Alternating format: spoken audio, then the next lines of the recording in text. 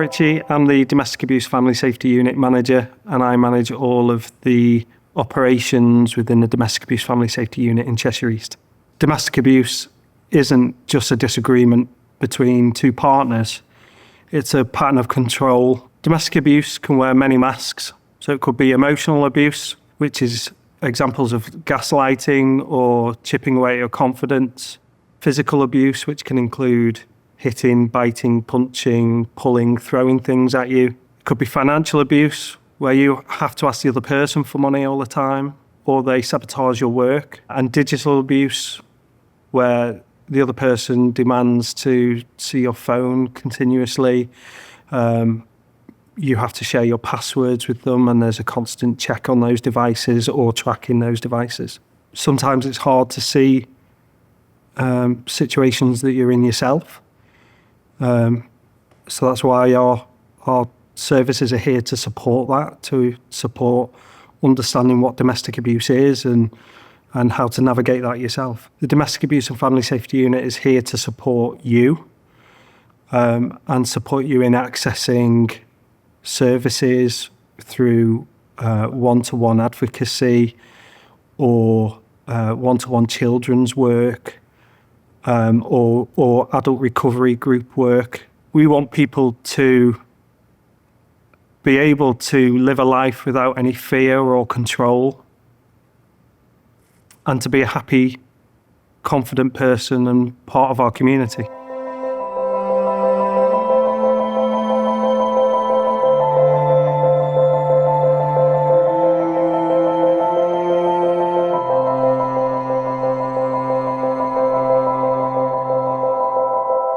My name's Linda Davis. I've worked in the domestic abuse sector for 20 years, and I have lived experience of a controlling abusive relationship. Over the years, I've trained frontline workers, and I've come to the realisation that a lot of what they're receiving, the victims of abuse would benefit from. And that is how the Gateway programme was born. The best way to explain it, I think, and this experience is unique for everybody, but it is to imagine it as a set of stairs where abuse can start at the bottom and climb slowly up over time. It could be over 5 years, it could be over 3 weeks. Different types of abuses sit on each step and they go up. They travel upstairs, they never come downstairs without an intervention. So step one might be isolation. So don't go out with your friends tonight, stay in, I want us to be together. That can come across as quite harmless and quite flattering. Then another stage of abuse, which might happen 3 months later, might be emotional abuse and verbal abuse. You're going out looking like that, it's this helpful criticism. I'm only trying to help you. You don't want people laughing at you. So emotional, helpful criticism, abuse that looks like it's not abuse, but actually there's an underlying behaviour there. Then we might go up another step to financial abuse, so you can't really move because there's not a lot of money there. Or you may have to account for everything you spend. Then we might move into sexual abuse, which doesn't happen in every abusive relationship, but it does in some. And the next step might be physical abuse, which might happen once a year, it might happen every 6 weeks. Everybody's experience is different. It might not even happen till you walk away. That situation won't come downstairs until somebody takes responsibility and accountability for their behaviour. Until they do that, it's just going to keep going upstairs.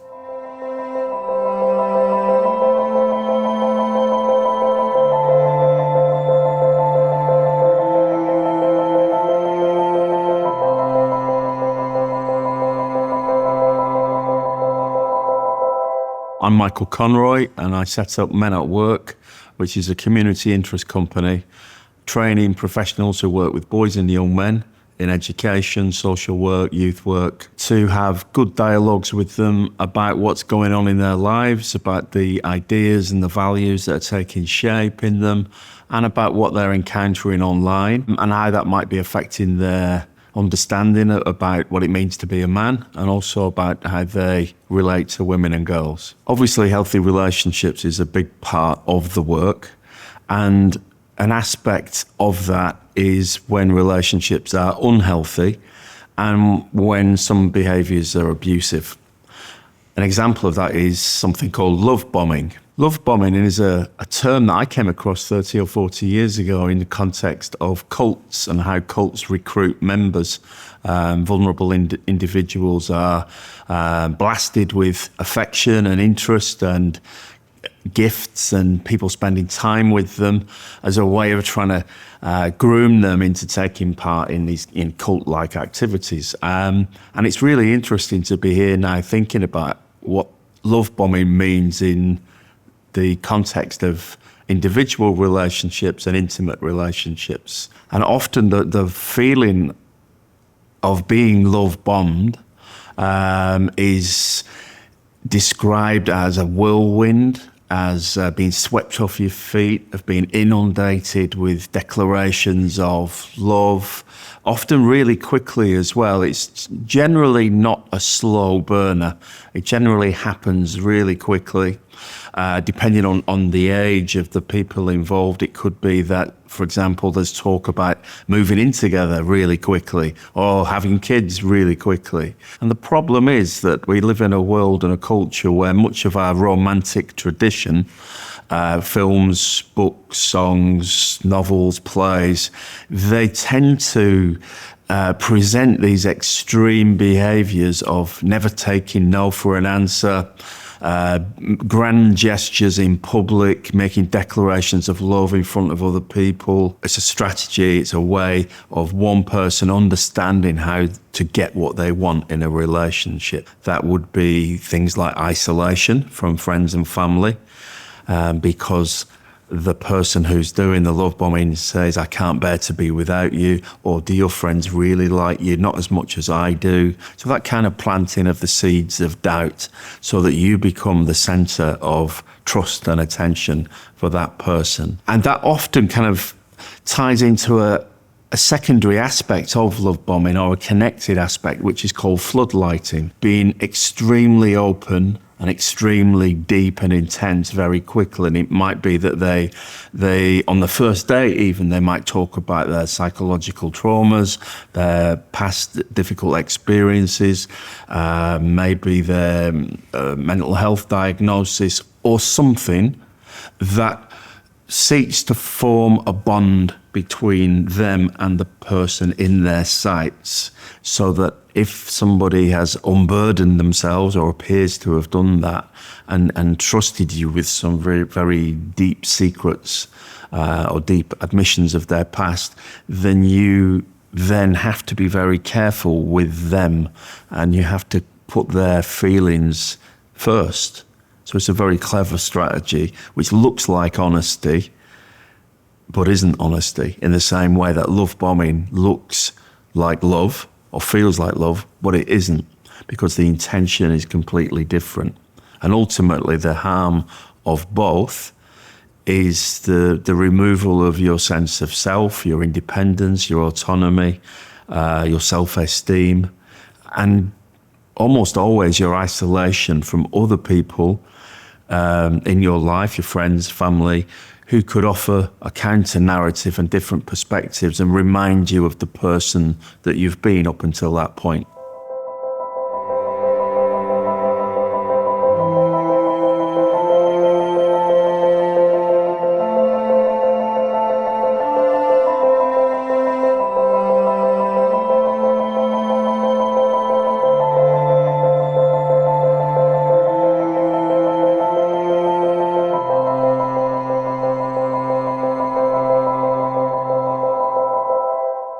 I'm Ellery. I'm a hospital-based independent domestic violence advocate, and I support staff and patients who are experiencing domestic abuse. Consent is simple. It's an ongoing yes, freely given, without pressure or assumption. Under UK law, it means agreeing by choice and having the capacity and freedom to do that. If somebody is asleep, or if they are intoxicated or coerced, that's not consent. Also, silence is not consent. And if they were to mumble, all right, or if they shrug their shoulders, that is not consent, full stop. And if they didn't fight back, Well, freezing is a trauma response, and that doesn't mean it's consent. If you've been in a relationship, that's irrelevant. You need consent at every time, no exceptions. For example, if you were to grab your friend's car keys and drive the car, you would ask first. So you may say, "Can I borrow your car?" And if they were unsure or say no, you would accept that answer. And that's the same within relationships. So you would listen, you would ask the questions, and you would accept that answer. Consent isn't a one-time deal, and it's a mutual agreement which is needed every time. For survivors, what happened to you wasn't your fault.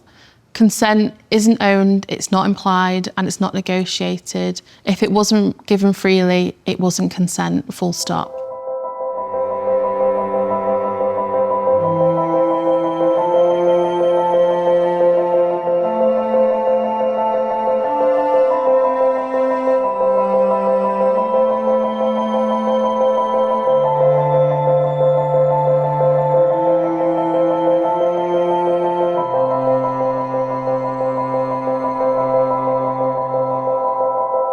I'm Ree.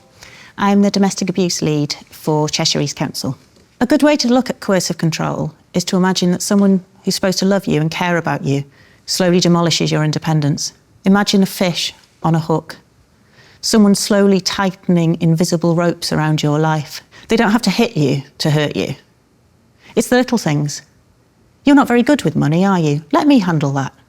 Or, why are you hanging out with that friend? She doesn't really like you. You're better here.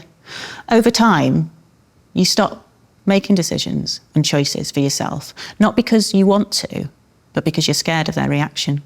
Imagine your partner wants to know where you are and what you're doing every single minute of every single day. They want to decide what you're going to wear, who you're going to talk to. You're selfish if you spend time with your friends and your family. They're only jealous because they love you. It only needs to be the two of you. You don't need anybody else. You don't need social media. You could close that account for your own safety. It's not that they don't trust you, it's they don't trust everybody else. But if you say you're going to leave, they can't live without you. That's not love, that's control. Some people think it's not abuse if they haven't been hit, but that's simply not true. Coercive control is illegal in this country. You need to be aware of some of the red flags. Having to ask permission for everything you do. Threatening to share personal photos that you've taken together. If you're walking on eggshells every single day, that's abuse, that's coercive control. It's not okay, and it's never your fault.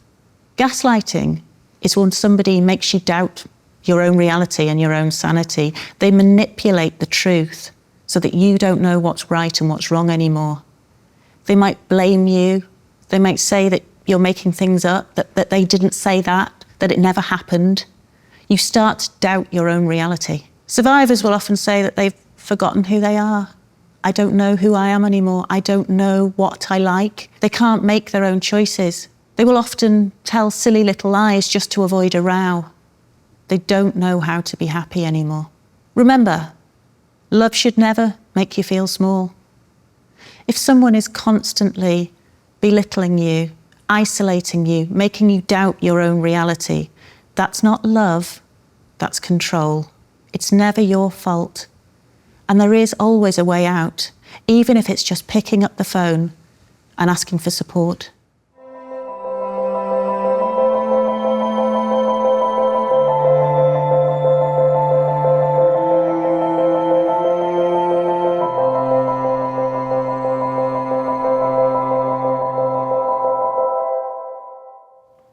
My mum was in a couple of abusive relationships that were really violent. But she would always say things to me like, "We never did it while you were in the house. We never did it in front of you. We never did it around you." And a lot of the time, she was a really good, loving mum. But I think it's important to know that children know. Whether you tell them or not, they know. Growing up in such an insecure household left me with pretty terrible scars from the trauma. But it also gave me a lot of gifts as well. It made me strong, but it also really affected me. Children are aware of their atmospheres. One of my mum's boyfriends was incredibly explosive. He was like a volcano erupting. He wouldn't speak to my mum for days. Things would be silent and quiet. And then he'd come home to the TV smashed or the computers or consoles, and he'd set fire to things. He'd burn things. And my mum, I grew up seeing marks on my mum, which is really hard. You just constantly feel scared. I used to go out into the garden a lot to escape and pretend I was somewhere else. But growing up in that environment, in an abusive household, you've always got this sense of impending doom. We don't talk about it now. I don't want to talk about it. It comes up in arguments, but I don't want to bring it up because I don't want to make her feel guilty or sad. She's not with any of those people anymore, but it's weird. You're told to like them, but you don't.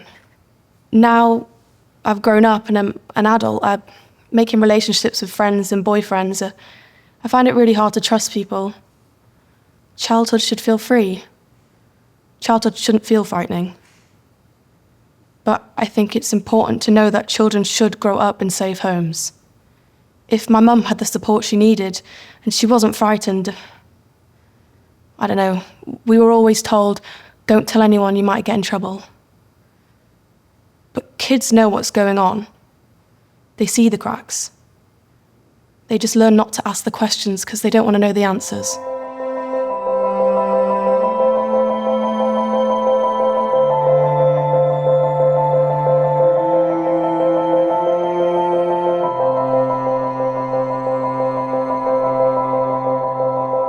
There's a whole list of safety planning strategies that people individually would identify as strategies that would keep them safe. With the Gateway programme, we go through 4 different types of safety plans. So you might decide to stay, in which case you need a safety planning to reduce harm. You might decide to leave and leave the area, and you might decide to leave and stay in the house that you've lived in with the partner, or you might decide to leave and flee the area completely. Each one requires a different safety plan, bespoke to your needs. It takes courage to stay or leave a controlling relationship.